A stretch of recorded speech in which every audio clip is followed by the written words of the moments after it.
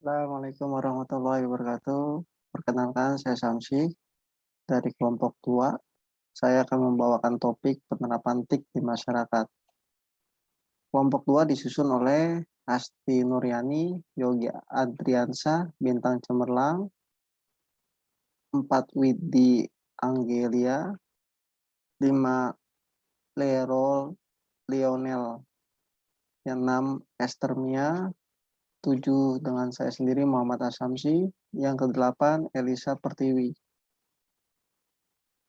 Bahwa pengertian dan perkembangan teknologi itu berasal dari kata teknologi, bahasa Yunani. Tekno artinya keahlian dan logika artinya pengetahuan.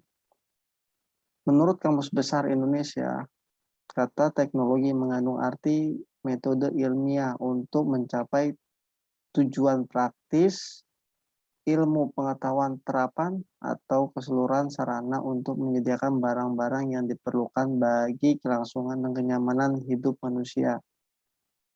Tapi lambat tahun, seni menjadi objek menunjukkan pada abad ke-20 istilah tersebut berkembang pesat dan mencakup berbagai cara, proses, dan ide selain mengenal perkakas dan mesin. Pada abad pertengahan teknologi diartikan dengan fase seperti cara atau aktivitas yang digunakan manusia untuk mengubah,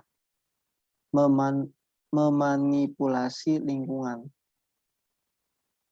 Teknologi informasi digital, informasi adalah sangat penting bagi kehidupan manusia di era modern seperti informasi dengan mudah dengan teknologi informasi digital. Teknologi informasi adalah teknologi yang digunakan untuk menghasilkan, menyimpan, mengolah, dan menyebarkan informasi. Maka teknologi informasi digital adalah teknologi pengolahan informasi dalam bentuk digital melalui proses digitalisasi. Ruang lingkup kerja teknologi digital menjadi 6 bagian. Yang pertama, teknologi masukan, ya contohnya kayak keyboard, scanner. Yang kedua, teknologi keluaran, yaitu kayak layar monitor, teknologi perangkat lunak seperti software, teknologi penyimpanan seperti hard disk, teknologi telekomunikasi seperti mesin ATM ataupun media sosial. Yang keenam, mesin proses atau yang dikenal dengan Central Processing Unit atau CPU. Kelebihan teknologi informasi digital diantaranya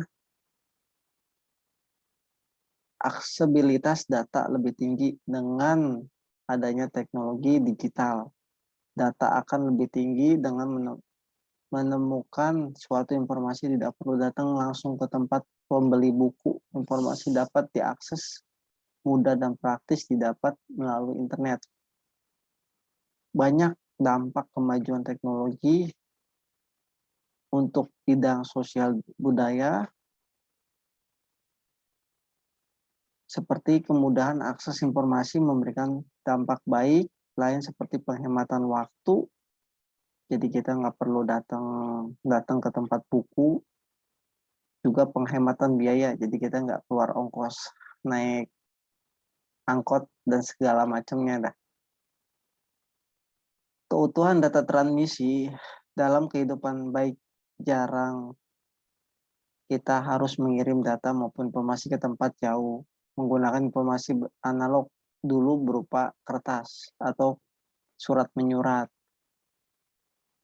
Namun data digital akan tetap utuh dan sampai secara cepat ke tujuan, misalnya pada saat pengiriman email beserta data-data yang lain.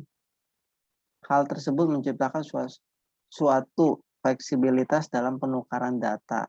Pengiriman dan menerima data dapat dilakukan secara cepat, minimal biaya, dan tepat sasaran. Penyimpanan secara digital juga dapat menjamin keawetan juga keutuhan informasi dibanding dalam bentuk dokumen kertas yang mudah terbakar, mudah kena air, dan lain-lain. Mendukung perkembangan ekonomi, dalam adanya teknologi informasi digital banyak sekali menciptakan lapangan kerja baru bagi masyarakat. Upaya agar teknologi bermanfaat bagi masyarakat, lapangan kerja bersedia dalam banyak profesi mulai dari desainer grafis, desainer aplikasi, website, programmer, sehingga dan lain-lain dah. Masih banyak yang lain. Kekurangan teknologi digital yaitu banyaknya kejahatan lewat internet seperti memanipulasi data, terorisme, penyebar kebencian atau cyber dan lain-lain. Kesalahan digitalisasi dalam proses digitalisasi terkadang terjadi kesalahan sehingga data dapat kurang akurat, kompleksitas penggunaan teknologi informasi digital memang lebih praktis dan fleksibel, namun membangun sistem memiliki kompleksitas yang lebih tinggi. Sistem teknologi informasi digital dibangun dengan rumit menggunakan segala macam perangkat keras dan perangkat lunak yang harus dikembangkan. Dengan teknologi digital ini banyak ketergantungan. Seperti kita banyak main games, terus di jaring sosial, dan masih banyak yang lain. Selain itu juga ada plagiat. Dengan perkembangan teknologi digital semakin marak juga terjadi plagiat dan pelanggaran hak cipta. Misalnya pembajakan film, pembajakan lagu, penggunaan sumber yang tidak tercantum hak ciptanya, pengguna gambar tanpa lisensi dan izin, bahkan plagiat karya ilmiah maupun karya sastra. Pemanfaat TIK diukur melalui jumlah orang yang menggunakan internet di seluruh dunia, baik di Indonesia maupun skala kecil RT dan RW. ICT skill, bandwidth internasional, broadband international traffic, mobile broadband, traffic trend pemanfaatan TIK. Jumlah penggunaan di Indonesia makin lama setiap tahunnya makin bertambah. Kita bisa lihat nih di data ini, di data presentasinya dalam satu hari aja rata-rata setiap orangnya bisa 8 sampai 8 jam 52 menit untuk mengakses internet, streaming 2 jam, nongkrong di medsos 3 jam, dan bisa meluangkan waktu untuk membaca media online maupun offline ketika ada 202,6 juta pengguna internet, artinya warga Indonesia sudah tersentuh dengan berselancarnya di dunia maya. Peningkatan tersebut perlu diimbangi pemahaman beraktivitas di ruang digital yang baik. Pemanfaatan TIK, tingkat pemanfaatan dapat diukur jumlah orang yang menggunakan internet, ITC skill, bandwidth internasional, peak internet nasional, mobile internasional TIK, penerapan TIK di masyarakat, akses dan pemanfaatan TIK di masyarakat.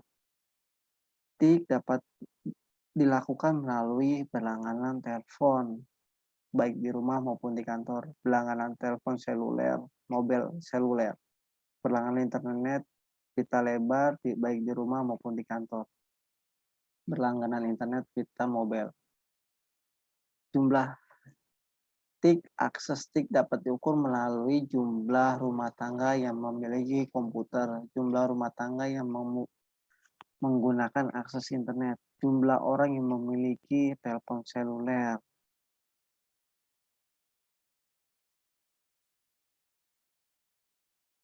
Ukuran pembangunan teknologi informasi kesenjangan digital, pengembangan TIK di wilayah tergantung indeks pembangunan teknologi informasi. Semakin tinggi nilai indeks menunjukkan potensi pengguna TIK di suatu di suatu wilayah lebih optimum, sebaliknya semakin rendah indeks menunjukkan pembangunan TIK masih belum optimal. Jadi masih ada area-area yang tidak tercover untuk jaringan internetnya, baik dari skala RT maupun RW.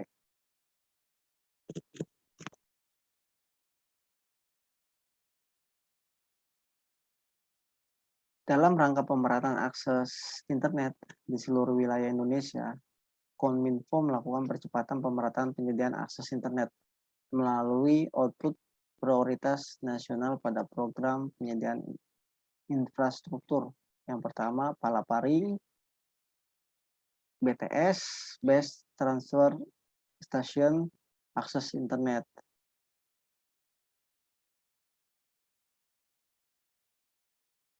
Dengan adanya pembangunan keseimbangan dalam akses TIK, diharapkan semakin banyak masyarakat yang dapat dijanjikan untuk mengakses internet karena tidak tidak mau, suka tidak suka, hampir semua sektor pasti akan membutuhkan akses internet yang dapat mempercepat penyebaran informasi dalam era digital.